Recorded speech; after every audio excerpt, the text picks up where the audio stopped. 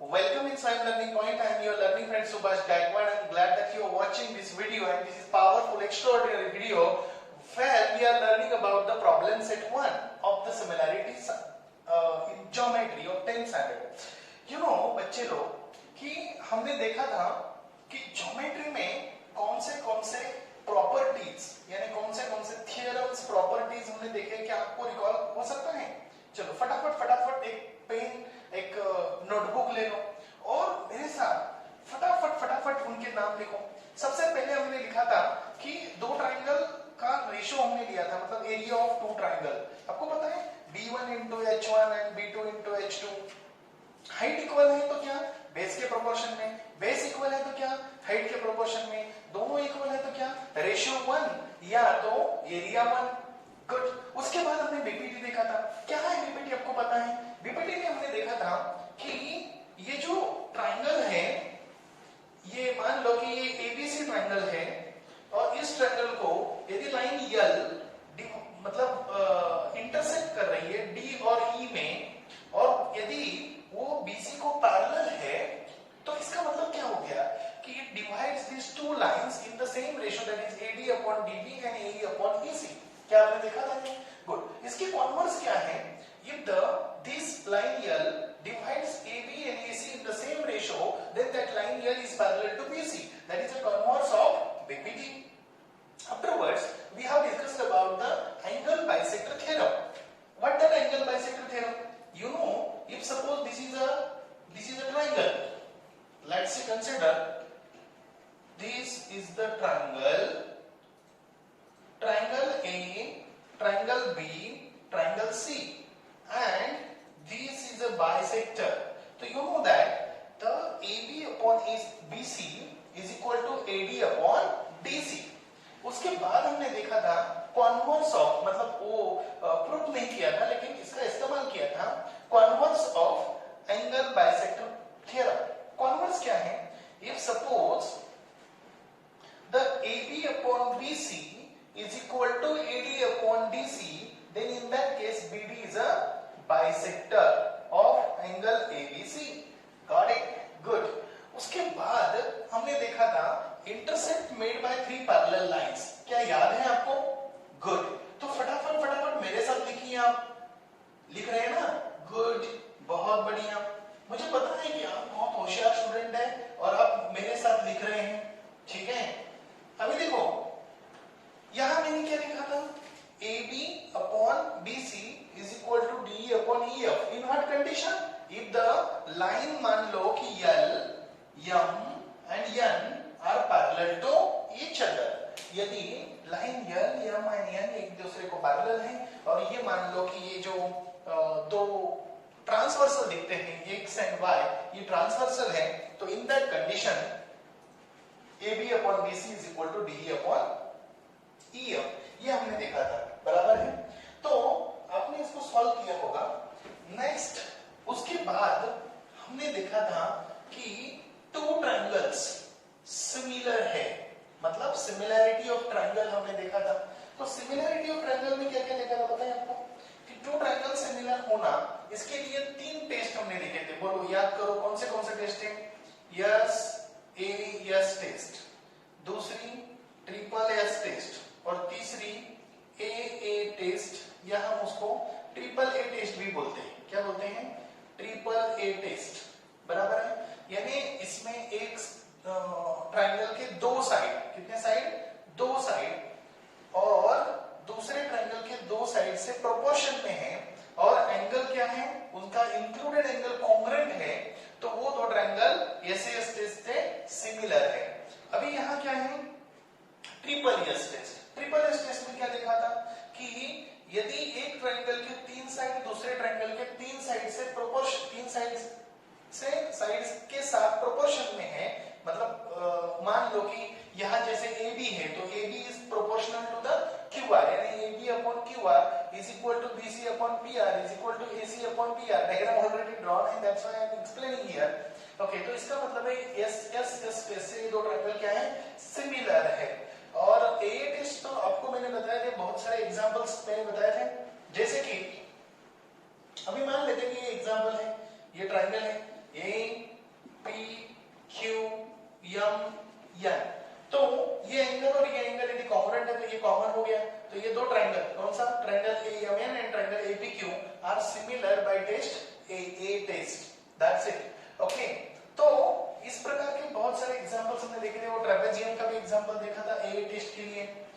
याद है? गुड, बहुत बढ़िया। यदि याद नहीं है तो फिर उसको अच्छी तरीके से दोबारा जरा देख लीजिए। ओके, ये मान लो कि ए है, बी है, सी है, डी है, एम है। ओके, तो आपको पता है कि ये एंगल इससे कॉन्ग्रुएंट है क्योंकि ये दोनों पैरेलल हैं। ये वर्टिकली अपोजिट है, तो ए से दो ट्रायंगल क्या हो गए? सिमिलर हो गए। ये भी हमने देखा था, तो वो ये मैंने फटाफट से रिवाइज कर दिया। अभी उसके बाद हमने देखा था if two triangles are similar then the areas ratio are proportional to their corresponding means ratio of the square of their corresponding sides, corresponding head, corresponding median. Okay, कैसे कि मान लो कि जैसे कि ट्रायंगल एबीसी ये सिमिलर है triangle PQR से, तो इसका मतलब ये हो गया कि area of triangle ABC upon area of triangle PQR is equal to AB square upon PQ square is equal to BC square upon QR square is equal to AC square upon PR square. Got it? Okay. AB, PQ, BC, QR, AC, PR. Okay. इसको हम क्या बोलते हैं? Toast theorem on areas of similar triangle. Toast का मतलब है theorem on areas of similar triangle. बहुत बढ़िया। तो ये सब हुआ था फर्स्ट चैप्टर में। अभी ये फर्स्ट चैप्टर का पूरे एक्सरसाइज हमने सॉल्व किए हैं और अभी हम सॉल्व कर रहे हैं। क्या सॉल्व कर रहे हैं? तो प्रॉब्लम सेट 1। और मुझे पता है कि कॉन्सेप्ट आपको पता है, इसके कारण आप मेरे साथ एग्जांपल अभी सॉल्व कर सकते हैं। तो चलो ये फर्स्ट एग्जांपल देखिए। हम देख रहे हैं ये एग्जांपल कि in triangle ABC and PQR in a 1-to-1 correspondence if AB upon QR, AB किसके प्रोपोर्शन में है? QR के प्रोपोर्शन में है। QR के यानी ये लाइन किसके प्रोपोर्शन में है? This line is proportional to this one. This line is proportional to this one side means, and this side is proportional to this one. That what we discussed here. Now you check it कि in which this correspondence means this option you find this correspondence. आपको कहाँ दिखता है? देखिए अभी देखेंगे कि AB जो है AB के करस्पॉन्डेंस में क्या चाहिए आपको? QR चाहिए, यानी यहाँ QR के करस्पॉन्डेंस में AB चाहिए। तो QR के इस करस्पॉन्डेंस में कोई BC है जो कि QR के करस्पॉन्डेंस में तो यहाँ AB है, यानी ये ऑप्शन नहीं चलेगा। दूसरा चेक करते हैं, ठीक है, कि QR के करस्पॉन्डेंस में AB है, इसके करस्पॉन्डेंस में है। चलो दूसरा चेक करते हैं, BC के करस्पॉन्डेंस में कौन है? PR है। ओके, तो PR और BC हो गया। अभी PR हो गया, BC हो गया। AC के करस्पॉन्डेंस में PQ, यानी PQ एंड AC, यानी ये ऑप्शन क्या लग रहा है आपको? सही लग रहा है, यानी ये करेक्ट ऑप्शन होगा। तो भी नीचे के दो ऑप्शन चेक कर लो। Okay, good. तो BC के प्रोपोर्शन में क्या चाहिए? PR चाहिए। इधर क्या है? PQ है, तो नहीं चलेगा। ओके, BC के प्रोपोर्शन में क्या चाहिए? RP चाहिए, इधर भी PQ है, तो ये भी नहीं चलेगा। तो कौन सा ऑप्शन चलेगा? तो B नंबर का ऑप्शन चलेगा। आया समझ में?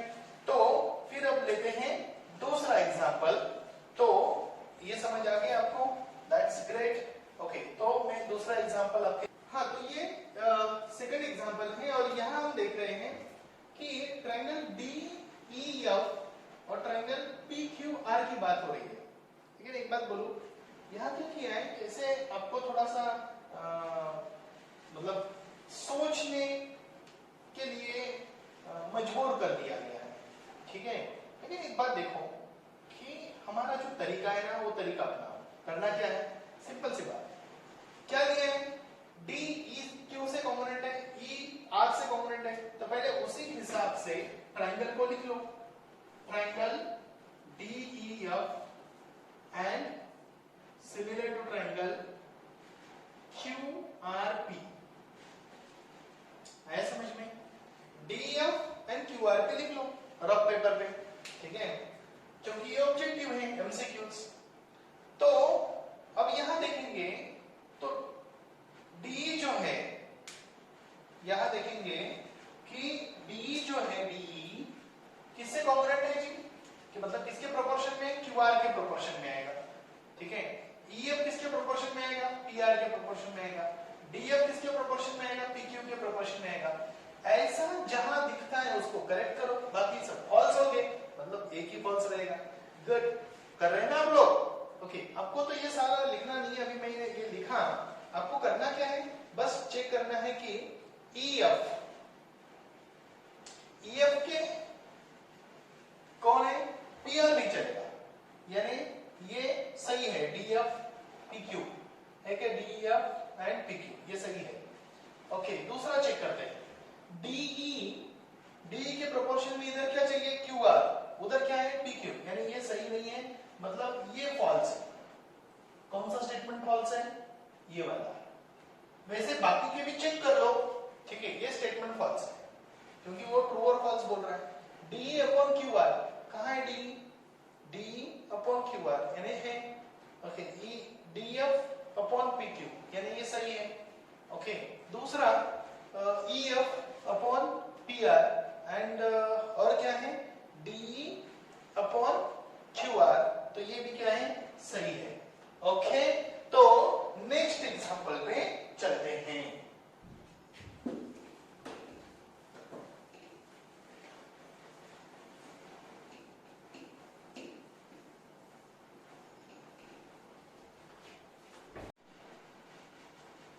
तो ये एग्जांपल नंबर 3 है जो हमने सेकंड में देखा। अभी ये थर्ड में क्या देखते हैं? देखो, in triangle ABC and triangle DF, angle B किससे कॉन्ग्रुएंट है? E से। फटाफट देखो, ये किससे कॉन्ग्रुएंट है? C से कॉन्ग्रुएंट है। एंड AB जो है वो 3 टाइम्स है DE के। इसका मतलब है कि ये दो ट्रायंगल कॉन्ग्रुएंट नहीं है, बस एक बात फिक्स हो गई। दूसरी कि इसका B एंगल और इसका E एंगल एक दूसरे के साथ कॉन्ग्रुएंट है, और ये C एंगल और F एंगल एक दूसरे के साथ कॉन्ग्रुएंट है। A टेस्टेड ये दो ट्रायंगल सिमिलर तो हो ही सकते हैं, यानी सिमिलर है लेकिन कॉन्ग्रुएंट नहीं। अभी देखते हैं ऑप्शंस क्या क्या है। Then which statement is true? The triangles are not congruent, not similar. The triangles are similar but not congruent. Not congruent तो ठीक है और similar तो है, यानी B सही आंसर है। बाकी के भी चेक कर लेते हैं। The triangles are congruent and similar नहीं है। None of the statement already, मतलब इसका मतलब है कि the triangles are similar but not congruent. That's it. तो अभी हम ये क्वेश्चन नंबर 4 देख रहे हैं। क्वेश्चन नंबर 4 में देखो, in triangle ABC and triangle DEF, क्या ये दोनों इक्विलैटरल ट्रायंगल है? देख रहे हैं आप लोग, कौन सा ट्रायंगल है? Equilateral.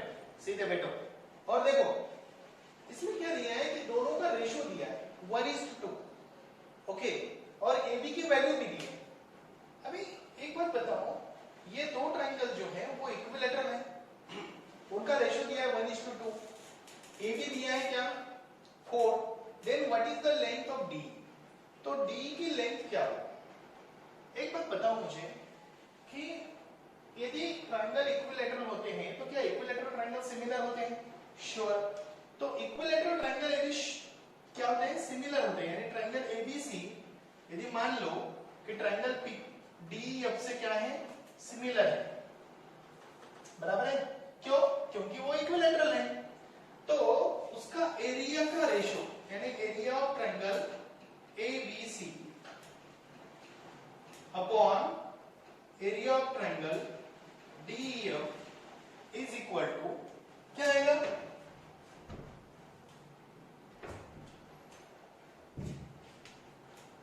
AB square upon DE square. Theorem on areas of similar triangle.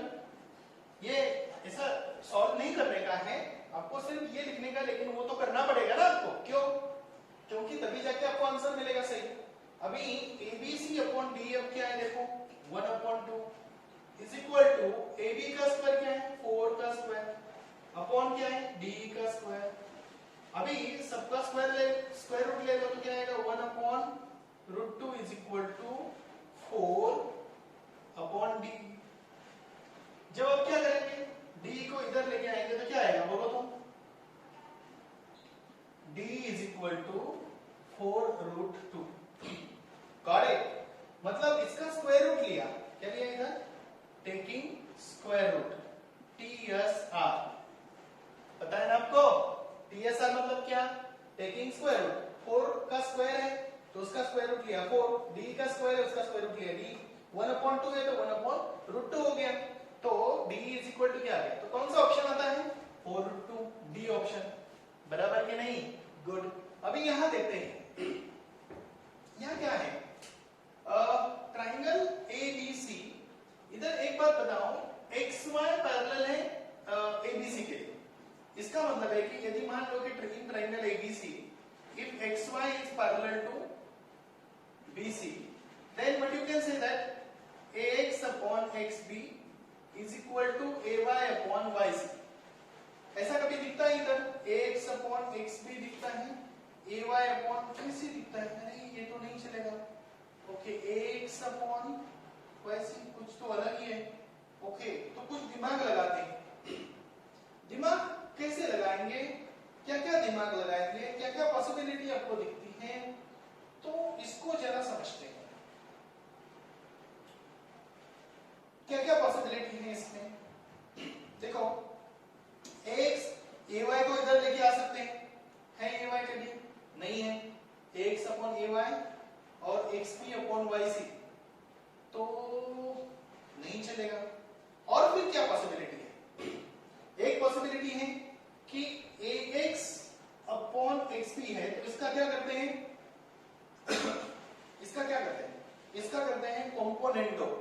क्या करते हैं, कॉम्पोनेंटो। क्या आएगा, ax plus xb upon xb is equal to ay plus yc upon ay। लेकिन देखो ab अपॉन क्या आ गया, ab अपॉन xb, क्योंकि x से इसका ax plus xb is what that ab is equal to, इधर क्या आ गया, ac अपॉन ay आ गया। Oh good. क्या ऐसा कोई ऑप्शन ही यहाँ, ax अपॉन xb, ऐसा तो ऑप्शन ही नहीं है भाई। ax ab है, ab के नीचे ac सब मान लो कि ac है, लेकिन ऊपर तो क्या है, ax चाहिए। इसका मतलब है कि हमारा ये जो हमने जो कैलकुलेशन किया है वो नहीं चलेगा। तो फिर कौन सा कैलकुलेशन चलेगा, तो मैं आपको बताता हूं। पहले इसका इन्वर्टेंडो करो तो क्या आएगा, xb upon ax is equal to yc upon ay। फिर कंपोनेंटो करो, पहले क्या करो, इन्वर्टेंडो। इतना सोचना पड़ता है एक एमसीक्यू लिखने के लिए। फिर xb plus ax upon ax is equal to yc plus ay upon ay। अभी xb plus ax, xb plus ax क्या आएगा, ab upon ax is equal to ac upon ay। Oh good. लेकिन ऐसा कोई आंसर है नहीं, लेकिन एक आंसर है, इसका अल्टरनेटो करो। पहले क्या किया, इधर कॉम्पोनेंटो किया, कॉम्पोनेंटो किया। ओके, इधर देखो कॉम्पोनेंटो किया। अभी यहां देखो ab upon ac is equal to ax upon ay। इधर क्या किया, अल्टरनेटो किया। क्या किया, अल्टरनेटो। अच्छी तरीके से समझ लो, इधर अल्टरनेटो किया। अभी हमने ये रास्ता अपनाया था जो हमें पता था, लेकिन इस रास्ते से काम नहीं बना। अभी हमने दूसरा रास्ता अपनाया। कौन सा रास्ता अपनाया जी, पहले इसका इन्वर्टेंडो किया। सर आपने कैसे सोचा, सबसे बड़ी बात यह है कि सोचना, कैसे सोचते हैं कि ऐसा कैसे आएगा। देखिए यहां हम देखते हैं एक्स है, एक्स ऊपर है, वाई सी नीचे है, तो इसको इन्वर्टेंडो अल्टरनेंडो कुछ समझ में नहीं आता। लेकिन एक बात पक्की है कि ये तो फिक्स है, ये फिक्स है। अभी इसके ऊपर कुछ संस्कार करने पड़ेंगे, तो वो संस्कार कैसे करते हैं वो मैंने आपको बताया कि पहले इन्वर्टेंडो करो। अभी पहले हमने कर दिया ना, डायरेक्ट कंपोनेंटो किया, डायरेक्ट कंपोनेंटो किया तो उससे नहीं आया। फिर दूसरा ऑप्शन क्या है, एक तो अल्टरनेंडो करो, लेकिन एक्स और ay का कोई तो संबंध ही नहीं है, क्योंकि वो इधर, तो इसका कोई संबंध नहीं, तो वो ऑप्शन कर देते हैं। फिर क्या आएगा, इन्वर्टेंडो करो, कंपोनेंटो करो, एंड बाद में जो प्रोसेस करना है करो। ठीक है, देखो दो ही प्रोसेस हमारे सामने है, इसके कारण हम ये प्रोसेस पहले किए जो हमें एकदम इजी लगती थी, लेकिन उससे काम नहीं बनेगा। फिर दूसरी प्रोसेस क्या है कि पहले इन्वर्टेंडो करो, फिर कंपोनेंटो करो। कंपोनेंटो करने के बाद देखते हैं भाई क्या कुछ समझ में आ रहा है, नहीं आ रहा है यार, इधर तो ए बी दिखता है, आपने भी किया होगा ना, A B X is equal to A C A Y, लेकिन कहीं तो ऐसा है कि ए बी अपॉन ए सी है और ए एक्स अपॉन ए वाई है। देखो ए बी, ये ऑप्शन दिखता है क्या, देखो तो ए नंबर का option A B upon A C, A X upon A Y आया कि नहीं ऑप्शन, इसका मतलब है कि ऑप्शन ए इसके लिए सही है, बाकी के ऑप्शन नहीं चलेंगे। इसको देखने में वो बहुत आसान लगता है, बच्चे क्या करते हैं, ये देखते हैं और ऐसा करते हैं और कर देते हैं, तो वो गलती करते हैं। इसके लिए प्रोसेस को अच्छी तरीके से समझो। फिर अब आगे जाएंगे नेक्स्ट एग्जांपल के लिए। ओके, तो अभी ये क्वेश्चन नंबर 2 है। हमने अभी सभी मल्टीपल चॉइस क्वेश्चन देखे, तो यहां हम देख रहे हैं, आपने सॉल्व किया ना मल्टीपल चॉइस क्वेश्चन, गुड, आपको समझ में आ गया तो लाइक बटन दबा दीजिए और आगे चलिए। In triangle ABC BDC and B dash C BD is equal to 7, तो सिंपल सी बात है, पहले लिख लेते हैं यहाँ बीडी 7 है और बीसी कितना है पूरा 28, तो ये कितना आएगा 13 आएगा, तो यहाँ 13 लिख देते हैं। तो पहले डायरेक्टली ऐसे नहीं करते थे, यहाँ क्या करते हैं,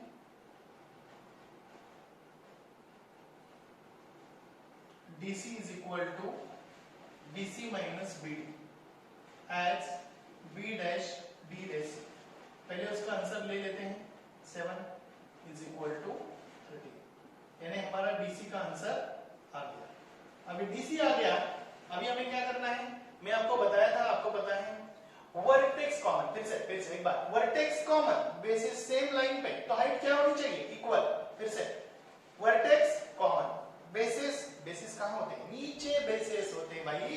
ओके, समझ आ गया, बेसिस सेम लाइन पे, तो इसका मतलब हो गया कि ये जो ट्रायंगल है, कितने ट्रायंगल बने यहां, ए बी सी, एक ट्रायंगल बना, A B C, A B D, A D C, 3 triangle बने, 3 ट्रायंगल के अलग अलग रेशियो आएंगे, गॉट इट। ओके, लेकिन सभी के रेशियो किसके प्रोपोर्शन में रहेंगे, बेस के प्रोपोर्शन में रहेंगे। हाँ सब एडी हाइट है, एडी कभी हाइट होती है क्या, यहाँ एडी हाइट नहीं होती है।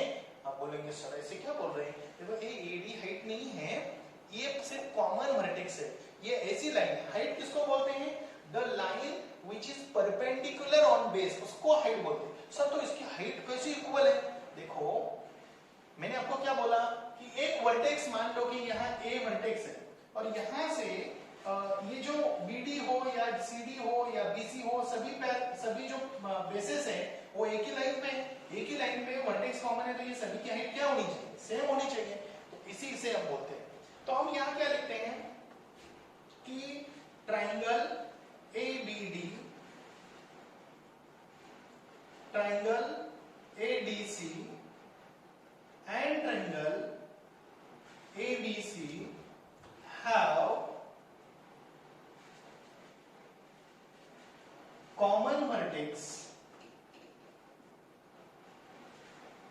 A and their bases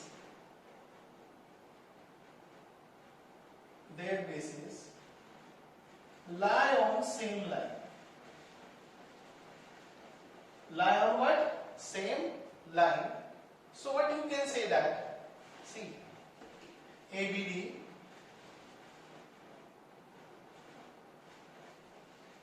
ADC and ABC, ABD, ADC and ABC have common vertex and their bases lie on same line.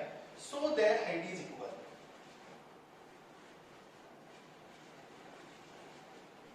Their height is equal.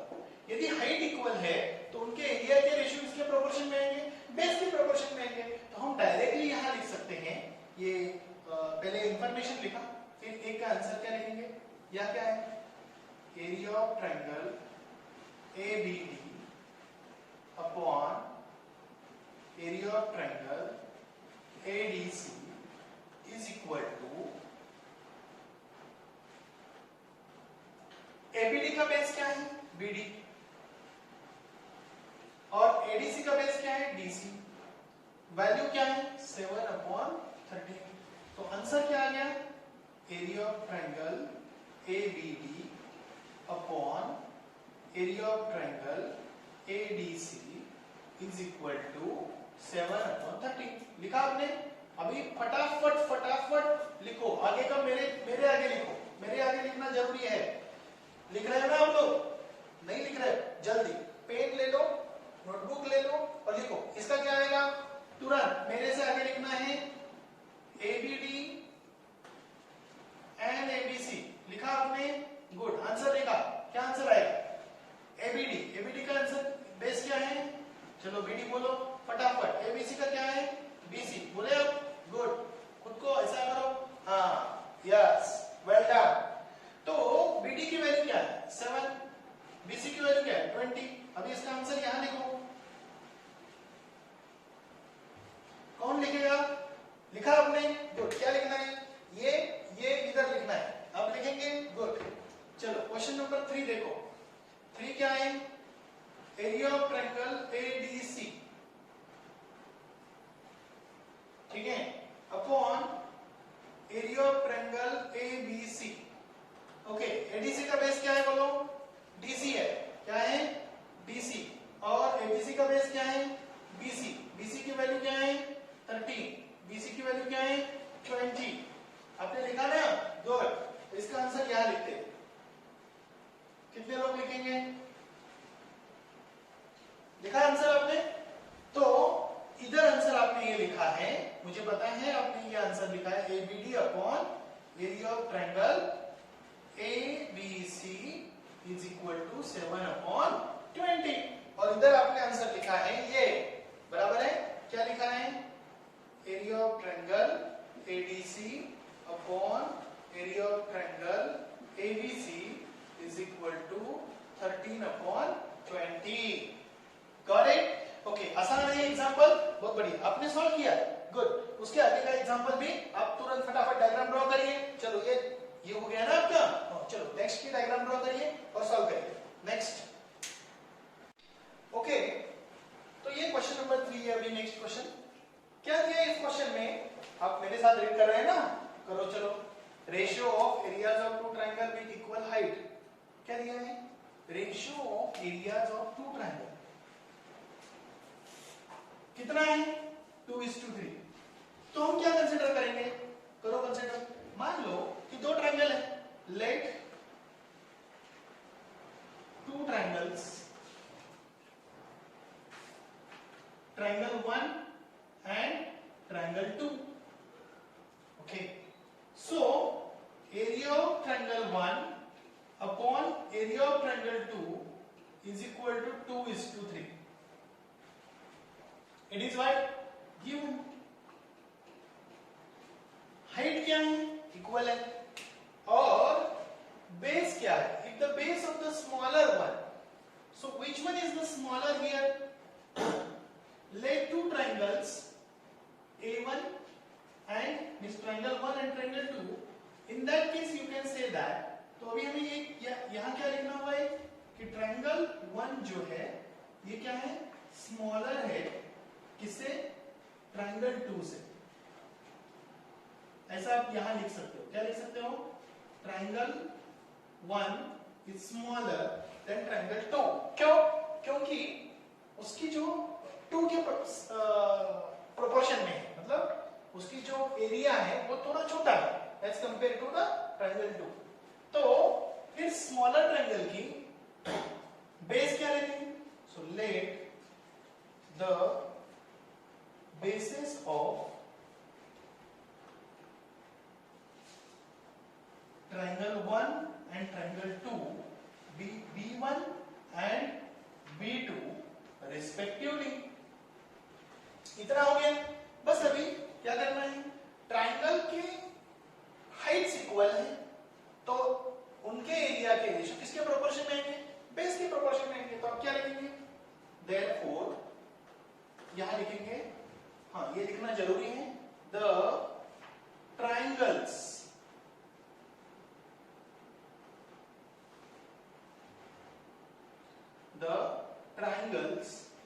having equal height, so their areas are proportional to their corresponding bases. Their areas are proportional to corresponding bases. So area of triangle 1 upon area of triangle 2 is equal to B1 upon B2. Got it? So यहाँ क्या हमने ये लिखा, तो ये directly हम लिख सकते हैं. इसकी वैल्यू क्या है, 2 upon 3 is equal to B1 की वैल्यू क्या है, 6 upon B2. ओके, कैसे कहाँ दिया है आपको, यहाँ दिया है कि B1 is equal to 6 centimetre. ये ऑलरेडी उन्होंने कहा दिया है, the base of the smaller triangle. Good. अभी क्रॉस मल्टीप्लिकेशन करो, किया आपने, हाँ मुझे पता है आप मेरे से पहले करोगे. अपॉन 2, ये 3 उधर जाएगा, ये 2 नीचे आएगा. चलो फटाफट लिखो, क्या आएगा, क्या आंसर है आपका, कितना, 2 3 जा, टोटल कितना आया 9. तो B2 क्या आ गया 9. आपने सेंटीमीटर नहीं लिखा, मुझे पता है, देखो ओके, तभी जाके वो आंसर बनेगा. तो हाँ, इतना लिखने से काम चलेगा नहीं, आपको क्या लिखना पड़ेगा, तो उधर जो वर्ड में आंसर है तो आपको वर्ड में आंसर लिखना पड़ेगा. तो यहाँ क्या लिखेंगे, the base of bigger triangle is 9 centimetre. ऐसा आपको लिखना पड़ेगा. उसको भी अच्छी तरीके से बॉक्स करना पड़ेगा, ये ऊपर के बॉक्स की जरूरत नहीं है. ठीक है, इसको जरा थोड़ा अच्छी तरीके से बॉक्स बना दो. आप बनाएंगे, आपने बनाया होगा. Oh good, that's great. Okay, इसके बाद हम जाएंगे नेक्स्ट एग्जांपल पे. एग्जांपल बहुत ही छोटे छोटे आसान. तो बच्चे लोग, क्वेश्चन नंबर 4 में अभी हम क्या देख रहे हैं कि ये ट्रायंगल एबीसी दिखता है आपको और ट्रायंगल डीसीबी आप देख रहे हो ना. हाँ देखिए, एबीसी और डीसीबी क्या दिखते हैं आपको, बोलो 90 डिग्री. ओ किसकी वैल्यू दी है, एबी और बीसी की. एक बताओ मुझे, इसमें कॉमन क्या दिखता है, ये बीसी कॉमन दिखता है, यानी उसको हम क्या बोल सकते हैं, बेस बोल सकते हैं. तो हम क्या लिख सकते हैं यहाँ, triangle ABC and triangle DCB have common base BC. If they have common base BC, what do you write here? क्या लिखेंगे आप, area of triangle ABC upon area of triangle what, DCB is equal to what, that heights, which height, AB and DC. तो यहाँ क्या लिखेंगे आप, AB upon BC. Triangles having common height. बरोबर है, नहीं. Triangles having common base. Triangles having common base.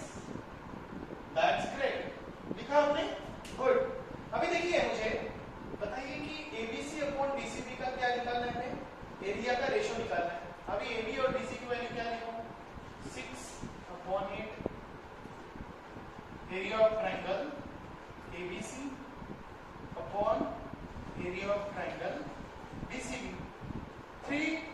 2 3s are बराबर ना, 2 3s are 6 and 2 4s are 8. तो आंसर क्या आ गया 3/4.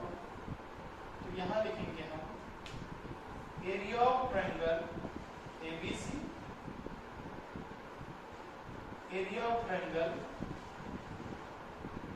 DCB. तो ये हमारा आंसर हो गया ABC upon DCB is equal to 3/4. Got it? Okay. So देखो अभी ये क्वेश्चन नंबर 4 हमने देखा, बहुत आसान क्वेश्चन था. अभी ये क्वेश्चन नंबर 5 क्या आप कर रहे हो? देखो इसमें क्या क्या दिखता है आपको? PM परपेंडिकुलर, दो ट्रायंगल दिखते हैं आपको बड़े बड़े, PQS और QRS, दोनों का एरिया भी दिया है. एक की क्या दी है? हाइट दी है. बेस दोनों को क्या दिखता है? कॉमन दिखता है. तो मुझे पता है कि बेस कॉमन है तो एरिया का रेशियो किसके प्रोपोर्शन में रहेगा? हाइट के प्रोपोर्शन में रहेगा. पर आपने जरूर वो सॉल्व किया होगा.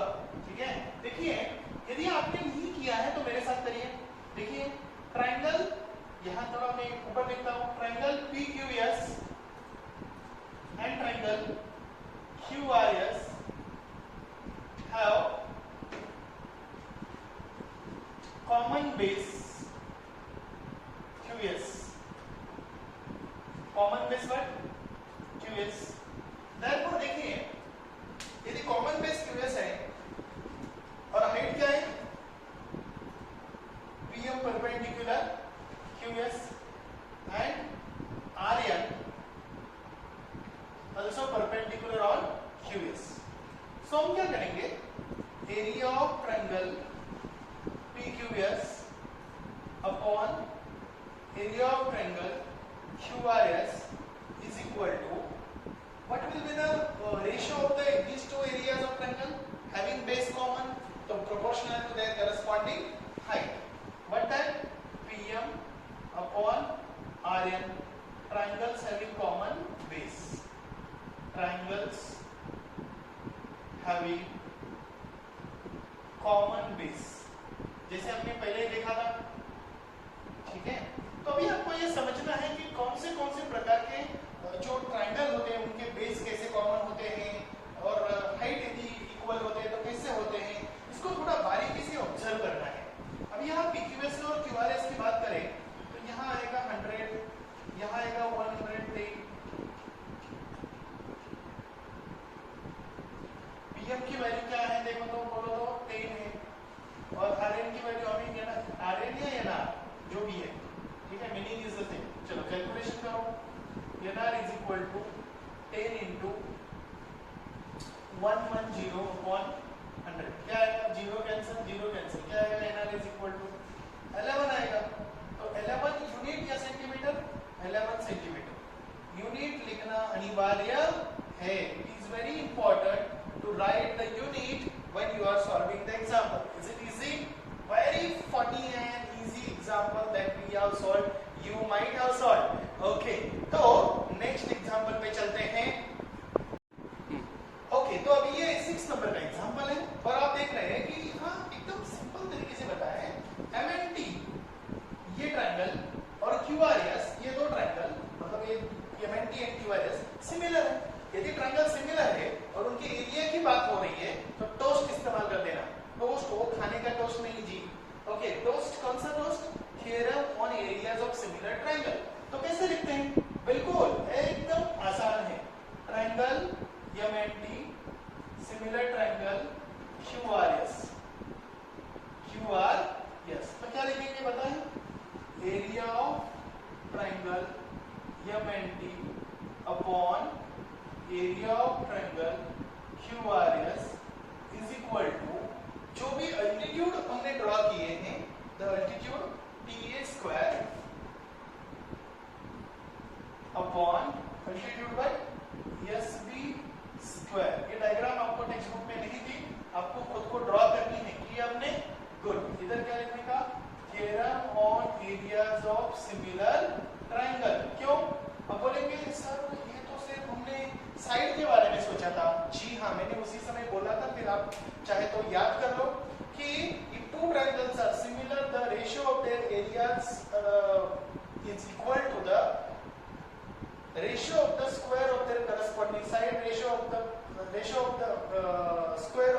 corresponding altitude, ratio of the square of their corresponding median as well. Got it? Good. तो अभी बस वैल्यू पुट कर दी। क्या है इसका वैल्यू? TA की वैल्यू कितना है? 5 है और इसकी वैल्यू कितनी है? 9 है। सो क्या आएगा? 25/80 में कुछ कॉमन है? नहीं। तो this will be the answer. Area of triangle MNT upon area of triangle QRS। ये क्या हो गया? आंसर। ठीक है, इसी प्रकार सॉल्व करना। फिर मुझे ऐसा लगता है कि यहाँ तक हम इस वीडियो में रुकेंगे। अगले वीडियो में क्वेश्चन नंबर 7 से लेके आगे के क्वेश्चंस एंड तक, मतलब प्रॉब्लम से हम कंप्लीट करेंगे। ओके, मुझे उम्मीद है आपको ये वीडियो पसंद आया होगा। लाइक करिए, सब्सक्राइब करिए यदि आप नए हैं, और एक बात बताऊं मैं कि कमेंट बॉक्स में लिखिए कि आपको समझ में आ रहा है वाकई या नहीं आ रहा। Got it? यदि समझ में नहीं आ रहा है तो बता दीजिए क्या समझ में नहीं है। We will come to you, we will guide you